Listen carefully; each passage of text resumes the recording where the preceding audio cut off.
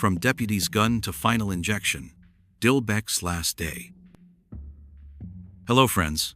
Tonight we step into the story of a man who spent over 30 years waiting for the state of Florida to make its final move. Donald David Dilbeck's life was marked by violence from the age of 15, when he took the life of a deputy in cold blood. The system locked him away, but mistakes and escapes would unleash him back onto the streets, where another innocent life was lost. For decades, he sat on death row, aging in silence, until the day arrived when he would face the ultimate reckoning.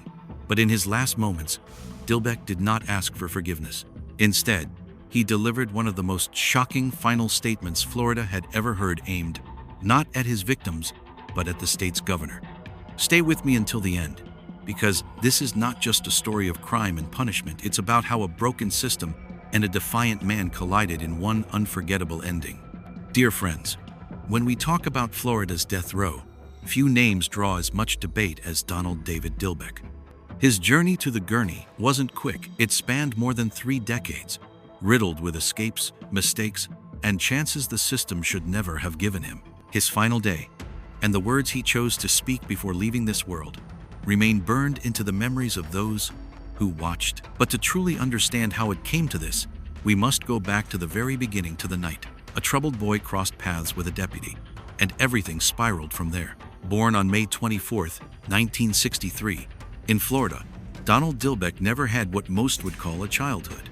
His father left when he was young, and his mother drowned herself in alcohol. Without guidance or love, he drifted from foster home to foster home, carrying with him resentment that grew like a shadow. Teachers said he never sat still, never trusted authority, and lashed out at anyone who tried to set limits.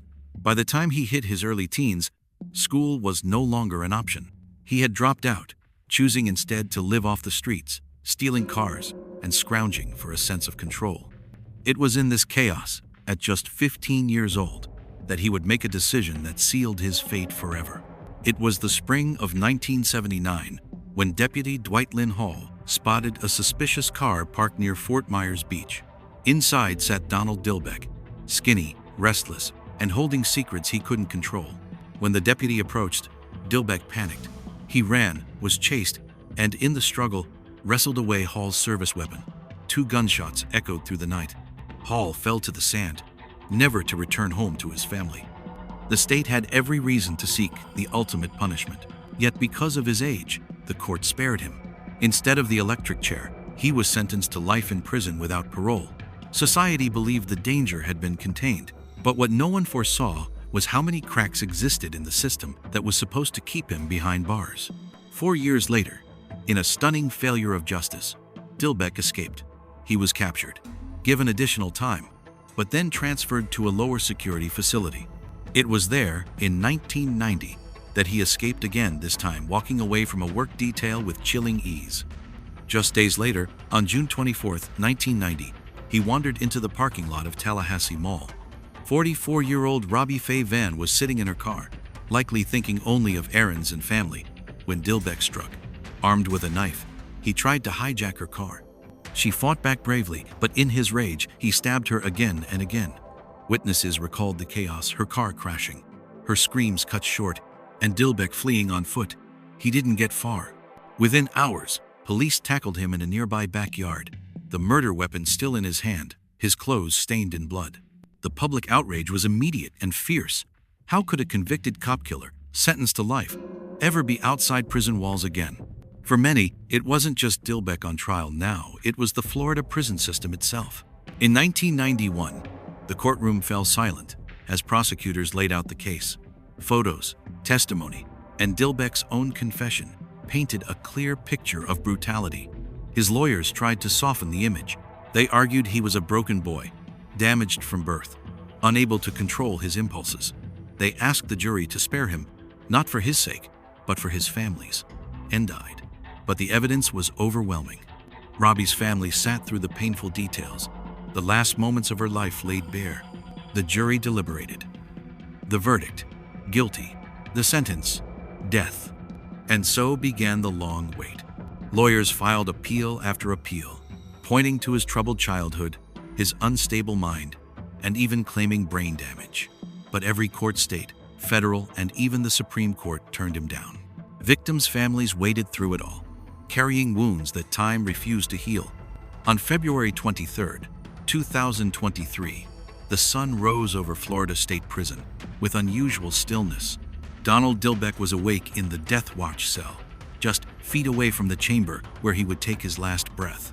Guards were colder now, keeping their distance, their tone clipped and professional. Everyone knew what was coming. He had been given the chance to choose his final meal. He ordered fried shrimp, mushrooms, onion rings, butter pecan ice cream, pecan pie, and a large chocolate shake. Not a gourmet feast, but a comforting, almost childlike choice, perhaps a memory of simpler times. In those last hours, he wrote letters and received visits from spiritual advisors. But unlike others who broke down or sought forgiveness, Dilbeck showed little sign of remorse. What he carried instead was something else entirely, a determination to leave behind words that would sting. At 6:00 p.m., witnesses filed into the chamber. On one side sat reporters, pens ready. On the other, the family of Robbie Fay Vann, the woman whose life had ended so brutally in 1990. The gurney waited under fluorescent lights, sterile and unyielding. At 6:06 p.m., Dilbeck was strapped down, IV lines inserted. The warden asked if he had any final words. What came next shocked everyone in the room. "I know I hurt people when I was young," he began. "I really messed up. But I know Ron DeSantis has done a lot worse. He's taken a lot from a lot of people.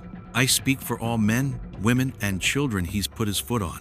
Ron DeSantis and people like him can suck our dicks." Gasps rippled through the room. In his final moment, Dilbeck had not sought forgiveness.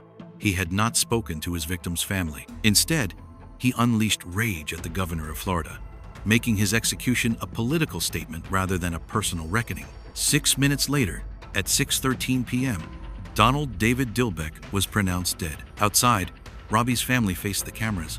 "Justice is done," they said simply. Decades of waiting, endless appeals, and memories of a loved one taken too soon had led to this moment. For them, Dilbeck's final words meant nothing.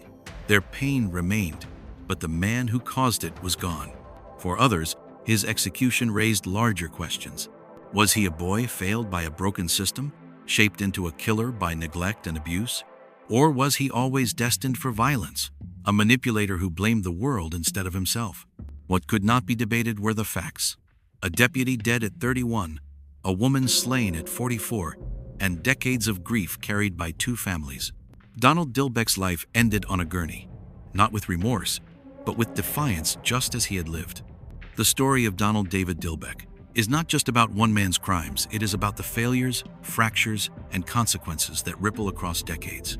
From a broken childhood to the killing of a deputy, from escapes that should never have been possible to the brutal loss of Robbie Fay Vann, his path was marked by blood and by mistakes that cost others their lives.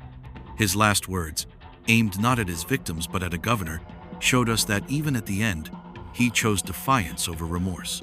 For the families of those he took, justice may finally feel complete, but no execution can restore what was stolen. The silence left behind is a reminder that systems fail, that lives are fragile, and that choices carry consequences that echo far beyond a single moment. Stay with us, dear friends, for more prison documentary stories that confront hard truths and ask unforgettable questions.